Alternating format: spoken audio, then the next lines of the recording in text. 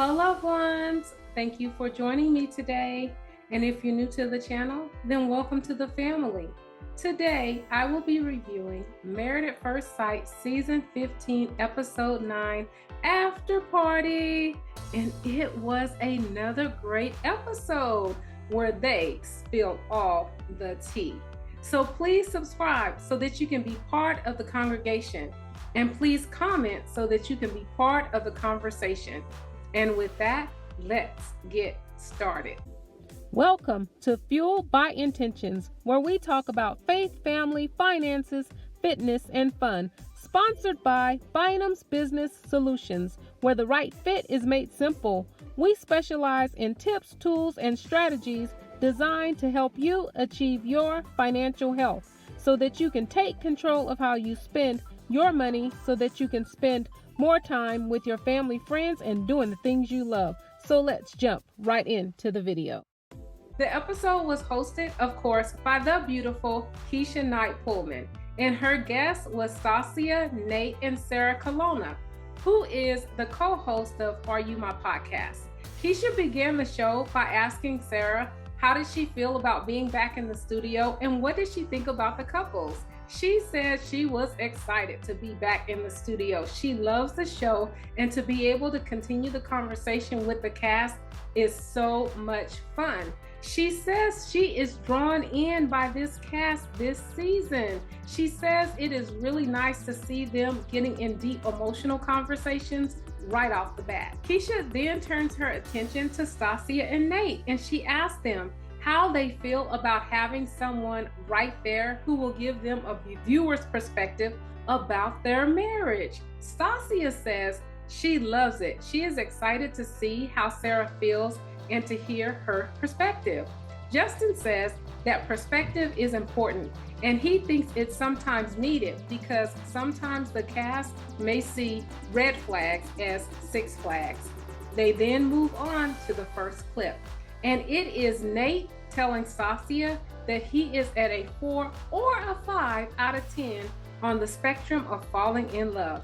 Stacia indicates that she was appalled by what he was thinking and said, "Oh, the disrespect." Keshia pointed out that Nate has said before that he is falling in love with Stacia. Stacia thinks that Nate is being flip-floppy because he is afraid and very guarded. We then move on to the next clip, and it's Stacia and Nate at dinner, and Stacia asking Nate if he is comfortable saying he loves her. Stacia believes love is a choice. In the clip, Nate says that she doesn't have anything to worry about because he really likes her. From Stacia's point of view, Nate is coming into a great situation where he gets to move into her home. He gets to share a bank account with her. She says these are luxuries for him. However, I was taken aback by her response because a house and money, those are material things. And I don't think that that should make a person fall in love with you. And for her to identify that as luxuries for Nate, most of us know that money cannot buy love. So I was very surprised at her perspective on that point. Keshia believes that Nate and Stacia are coming from a place of fear in different ways.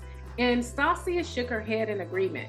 Stacia says she wanted to know if Nate feels love, if he can say it, or does it need to be a time frame like 6 months or a year?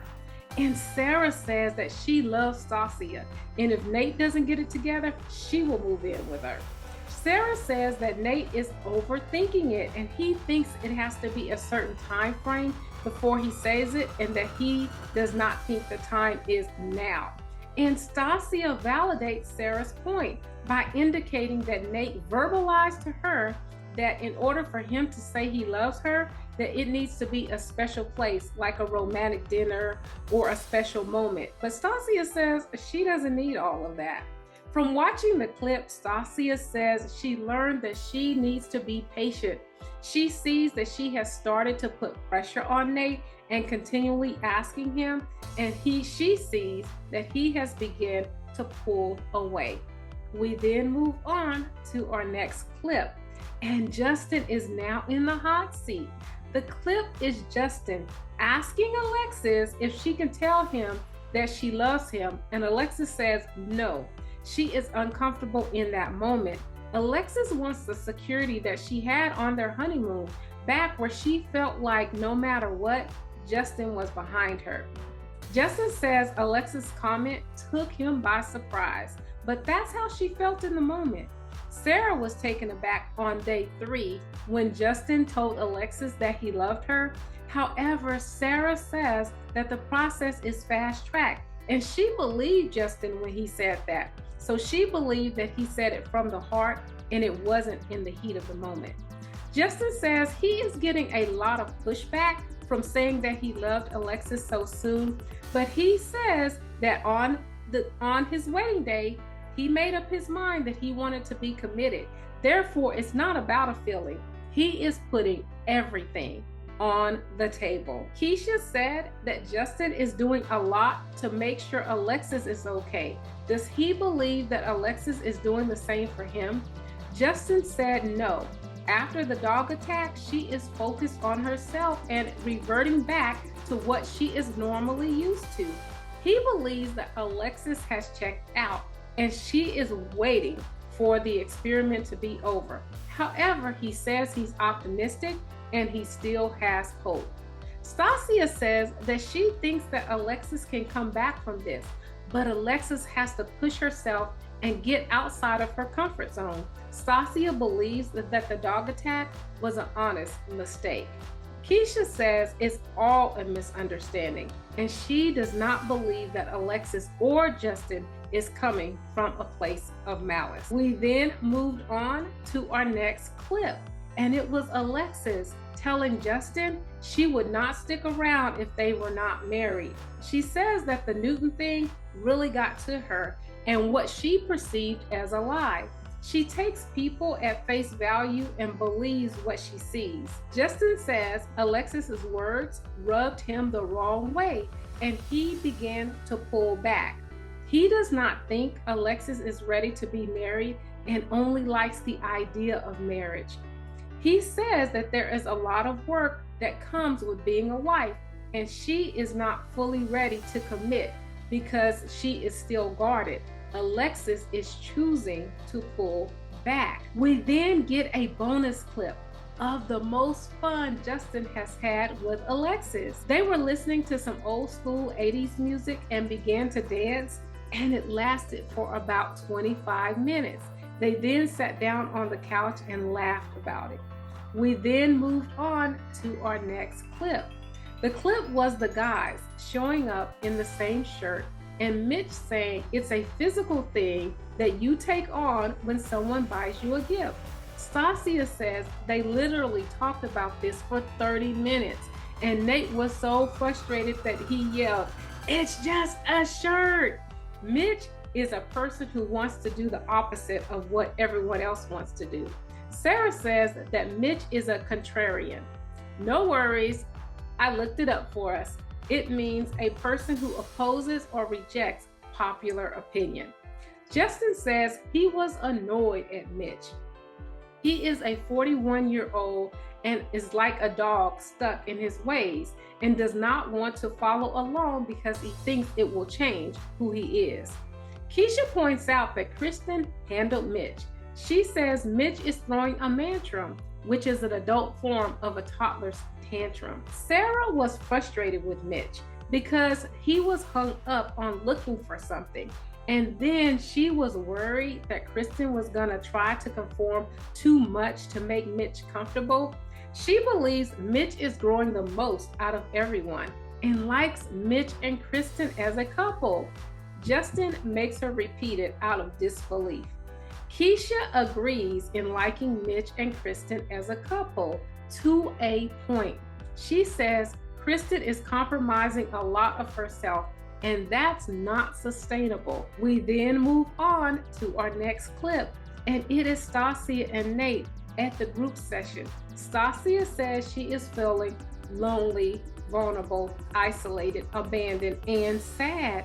Nate says he does not know what more he can do to prove to her that he is all in. Nate said if Stacia continues to not believe him and have faith in him, he will start giving up. Stacia says, watching it back, she is seeing herself as unfair because she put a lot of pressure on Nate. She says in the moment she was living like that, but seeing it play back, she can see Nate is really hurting. She reveals that she was speaking from a place of hurt as well. Justin was surprised because he thought their relationship was going great. He could empathize with Nate because he believes he is giving his all, and Alexis believes that he is being vague. Sarah says she is glad that Stacia can see what we were seeing. She got her feelings hurt at the beginning and it carried all through the episode. She then began to push him for an answer and he began to retreat. Sarah believes, and so do I, that they both are really trying. Stacia says she needs to communicate her needs better to Nate because he can say that he is doing all he can, but what he's doing is not communicating love to her. So they both need to speak each other's love language. We then move on to our final clip, and it's Stacia and Nate's private conversation. Nate says he is getting to the point where he does not want to prove himself anymore. If she keeps on not believing in what he's trying to do and not believing his actions, it's not going to work out. She is not patient enough for him to actually grow and get deep with her. He does not think it's him anymore. It's on her. Keshia notes that Stacia kept her cool because Nate was coming for her. Stacia says he was about to see that ratchet wife, and they both joke about that thug that Stacia asked for when the show began. But I don't see Nate as being a thug in that moment. I see Nate as setting his boundaries, and I think he did it in a respectful way. I think that should give Stacia confidence in Nate that he can speak up and take charge when he needs to.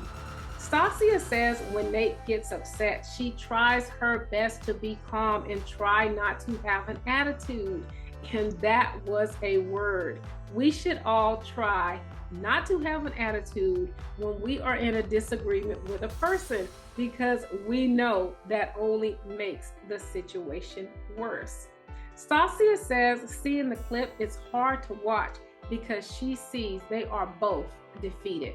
Stacia said she is focused on being open and vulnerable and trying to create the emotional bond between her and Nate. Sarah says that the key point was Nate saying that he does not want to prove himself anymore, and if they both can honor that, then things will be good. Justin said Nate was being defensive and was not hearing Stacia. Justin says Nate was talking at her and he was not able to have the conversation. He says there was nothing that Stacia could have said in that moment. However, I disagree. I think that Nate understood her judgment of him and made a clear boundary. Keshia asked Stacia, how do they leave things when it's time to go to bed? Stacia says they try to resolve their issues before they go to bed, but that's not always possible. She says she is the queen of ignore. You can walk right past her and she won't see you. Keshia asked Sarah, does she think Stacia and Nate and Justin and Alexis will make it to decision day? Sarah says she feels that Nate and Stacia will make it to decision day, but she is not feeling great about Alexis and Justin. Justin gets defensive and asks her why, and she encourages Justin to watch the show. Well, that put this episode in the books, but be sure to watch my episode 9 show review. What do you think about Sarah Colonna being a guest panelist? Do you think Justin and Alexis will make it to decision day? Do you think strong Stacia will be able to yield to Nate's request? Let us know by sounding off in the comments below.